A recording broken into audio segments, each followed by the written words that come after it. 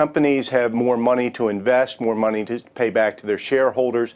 The rate of growth probably will pull back, but because of that improved competitive posture, it's going to remain strong. And with valuations are where they are right now, we don't have to see profit growth at this very high level to see the market move higher.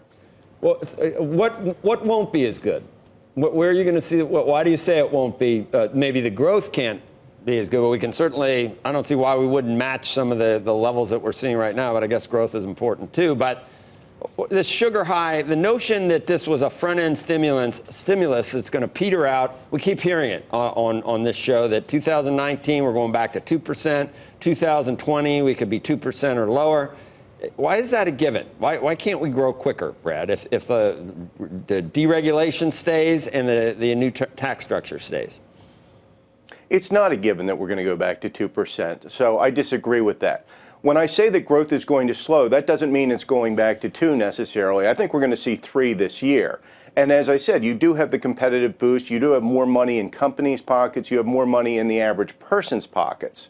So the average level is going to stay higher, and that's the important thing. That's what says, okay, the economy is going to stay healthy.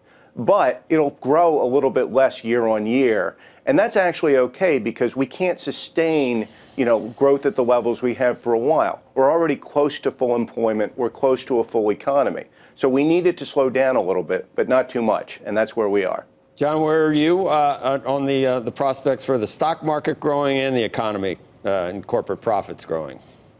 Well, thank you, Joe, and good morning. I think it's important to recognize, follow up on Brad's point, even though we're seeing 35 to 21% on the corporate rate, we can't ignore the importance of the repatriation funds as well as the immediate expensing provisions, because that's really the crux of it all, I think. When you see businesses finally have an incentive to invest, we've seen a decade of businesses simply maintaining market share. Now they have the incentive to go out and attain new market share. You're seeing it in M&A. You're seeing it in improved CapEx, capital expenditures. We're seeing service businesses increase their spending over the next 2 years by 6%, according to the ISM survey, as well as manufacturers increasing by 10%. So we're projecting CapEx increase of 7.5% over the next couple of years, and I think that's going to translate to improved productivity, which, as you know, has been dragging, and that should lead to continued tailwind, if you will, for inflation. I think it'll continue to support profits as well. You think that either one of you gentlemen, and I'll start with you, John, do you think that the long bond or the 10-year stays tethered to rates that are on the continent, or do you think that our own domestic situation finally pushes rates sharply higher as the Fed continues to go higher on the Fed funds?